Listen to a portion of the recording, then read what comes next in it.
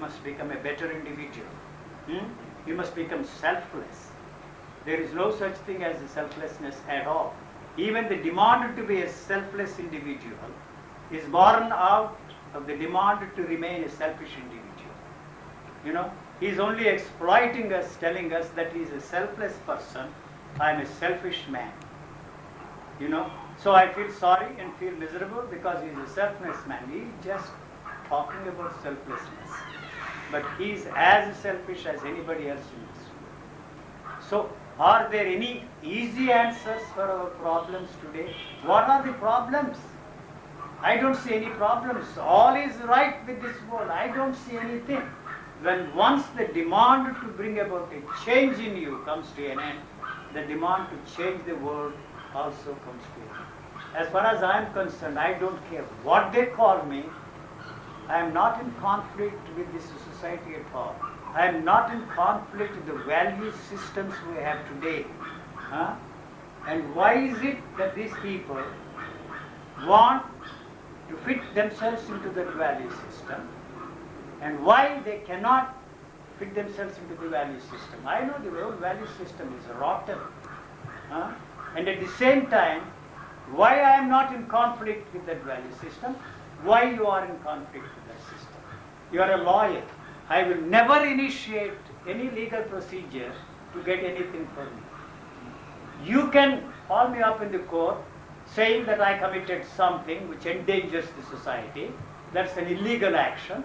I will most willingly come there and expose myself to whatever you want to say and what punishment you will give. So ignorance is no excuse. Ignorance of law is no excuse for anybody. You mean to say that regulation or regulating society through moral principles which are enforced by law. What is law? Law sometimes retain few moral principles enforced through law, police, state. On this planet, it is in perfect harmony. You see, this organism's survival depends upon the survival of the organism that is living on this body and also the life around it. You understand? So, let me tell you one thing, that all the members of my family except two, both on my father's side and mother's side, are lawyers. I come from a family of lawyers. I was the first one to break this great tradition of lawyers. And I'll give you an instance. I don't know if it is going to follow. My grandfather, mother's father, was a very successful lawyer in Andhra Pradesh. Top one in Gudivada. He lived there in Gudivada. And I, as a little boy, discovered that everything I want is what they wanted me to want. I want money, and I don't want to depend upon them, and they are the only source for me. I was a young boy, 7, 8, I don't remember. And he is using that to control me, either by denying that money or giving the money to me, what I want. I didn't like that kind of a relationship with the source of my money, So then I asked him one day, I am going to take some money from your chest of drawers. Don't call me a thief. See, So he said, you cannot do it. And he locked up his lawyer. And the next day, a boy of 9 years old went to a locksmith and had a duplicate key made and presented him with this duplicate key. He looked at me and he said, I see a lot of criminal tendencies in you. We haven't had any criminal lawyer in our family. We all have been very successful civil lawyers. I see some criminal tendencies in you. If one wants to be a success as a criminal lawyer, he must also be a criminal. And then I told him, look here. He said, I don't have to use this duplicate key. And he said, all right, you take whatever money you want and leave a note there saying how much you have taken. So, you see, the law is invented by us. You see, I found that all the lawyers in my family were crooks. I'm sorry. There may be some exceptions. When I discovered this, I didn't want to be a lawyer at all. So you are talking of moral codes of conduct.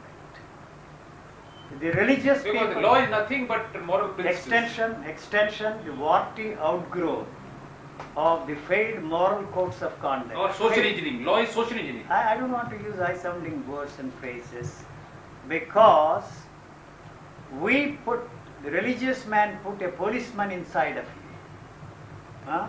If you disobeyed the policeman, he called you a sinner and you will pay the price in your next life. So you have some time to carry on with your kind of whatever you are doing to break the moral codes of conduct.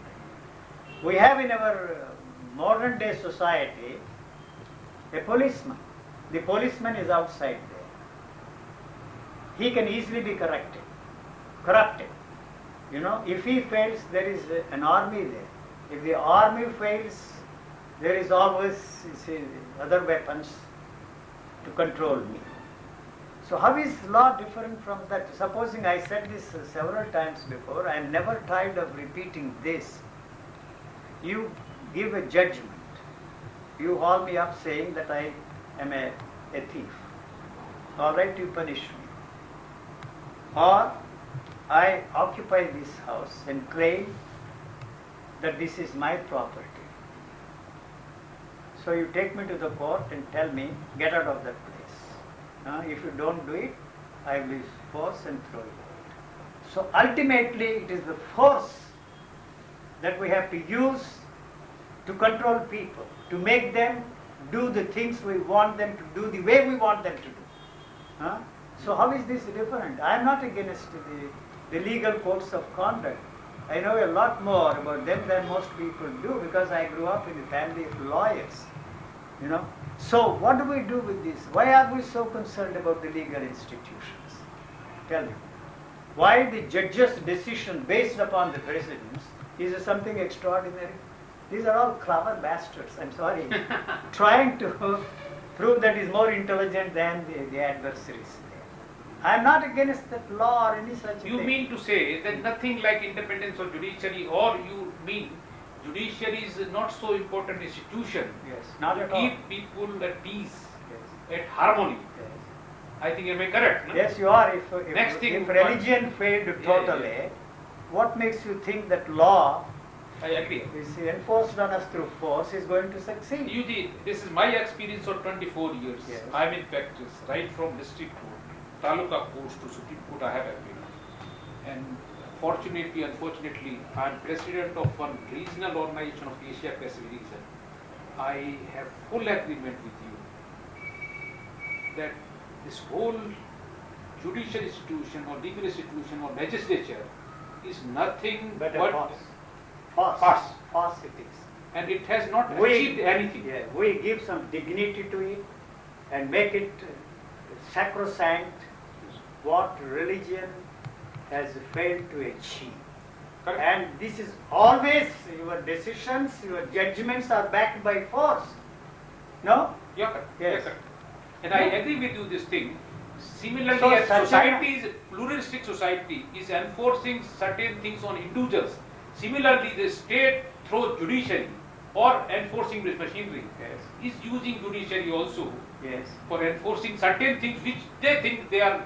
No, we have invented another institution to control people. So, this is all created by those people who ganged up together and interpret law in their favor, not in my favor. Do they? Yeah. So I am frightened of the consequences, and so I try to obey the law. But as far as I am concerned, I am not interested in breaking the law at all. However idiotic and stupid the whole structure is. So what do we do in such a situation? There is a UG in the same our discussion. I have heard some philosophers speaking or social scientists speaking about compassion. Is there anything like compassion which brings society together or nature together or environment together, or it is a very natural nature of a person? Do you think like that? No is my emphatic answer. No. Then I will not go further. Force is the only thing that makes people to do the things the way we want them to do. Now, So that is why anytime any people come to see me to discuss their personal problems, I never discuss personal problems at all, because they don't want any solutions for their problems. They want to hear me, hear them to their sob stories. I tell them, look, the situation as I see it is simply this. There is no such thing as our way. Your way or my way. There is no such thing as our way. So in such a situation, one has to compromise and go along with the way of the other person involved in my relationship. naturally.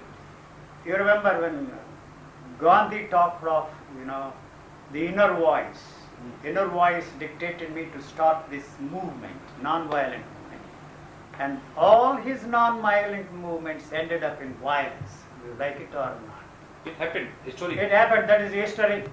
You see, I am not interpreting anything, I am just mentioning the way all his movements ended up. And then he said, I committed an Himalayan blunder. A few months after, he started another thing.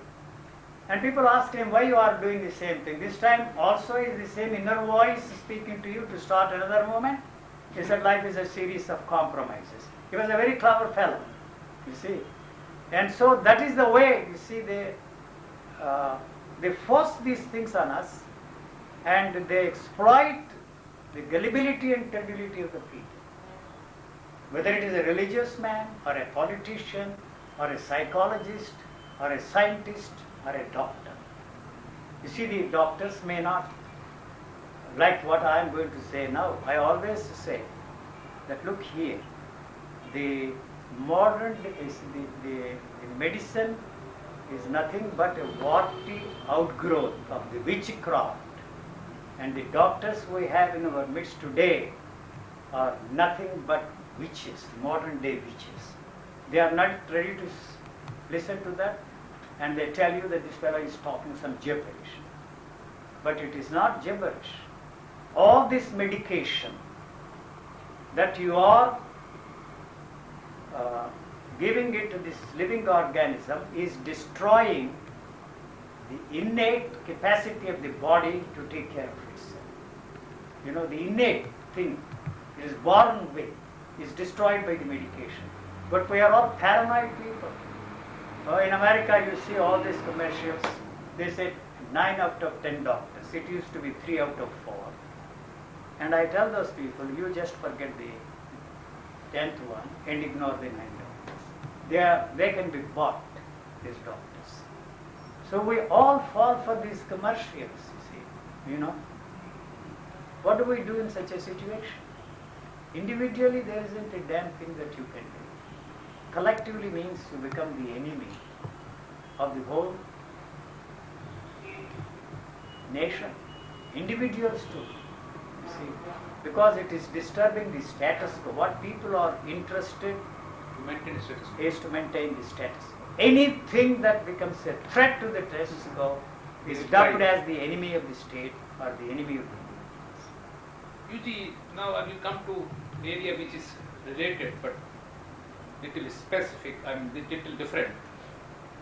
You have been to China, and in the background of the situation, I will not touch political aspect too much, which I have already covered.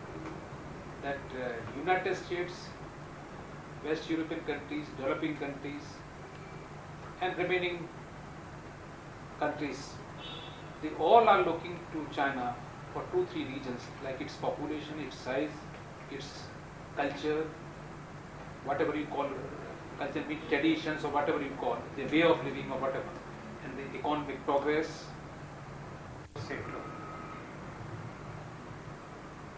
But every time I was on television or radio or talked to the newspapers, they always asked me the questions, you have been everywhere, what country you like most.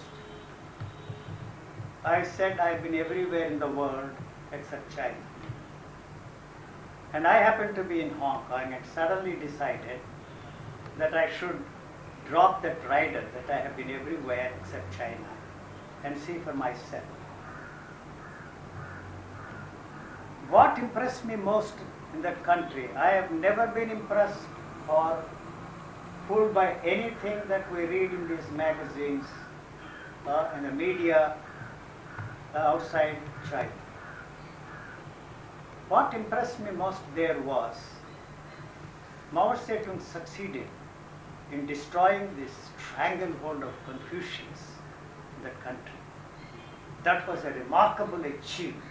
I'm not interested in how many people are killed. We are killing people. Whether they are killed for the cause of communism, or killed for the cause of four freedoms, or killed for the democratic institutions, or for religious reasons, killing is killing. And what I do not want people to do is, don't talk of sacredness of life. In unity of this country, you are killing people. With communism, they are killing people. They condemn Russia because they killed so many young people there in the Tiananmen Square. But why 4 boys were killed in America, in Alabama somewhere, when they condemned America and America's role in Vietnam?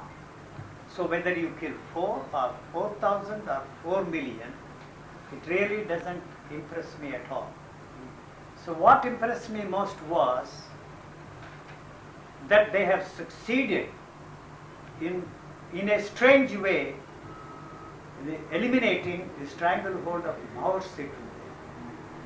I don't know, you don't find Mao Zedong's photos anywhere except in that square, and some old taxi drivers still have his photo on their dashboards. That impressed me most.